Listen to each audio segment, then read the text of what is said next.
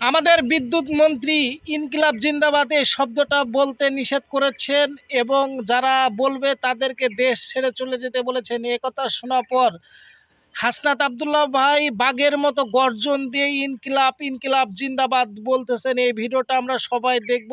তার আগে একটা ছোট্ট অনুরোধ থাকবে, যারা হাদি ভাইয়ের মৃত্যুতে একটুও হৃদয় ব্যথিত তাদেরকে বলবো সবাই এই ভিডিওটার সাথে একটা ডুয়েট করবেন।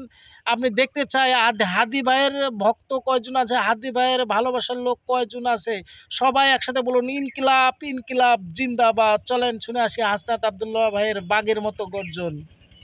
ইনকিলাব ইনকিলাব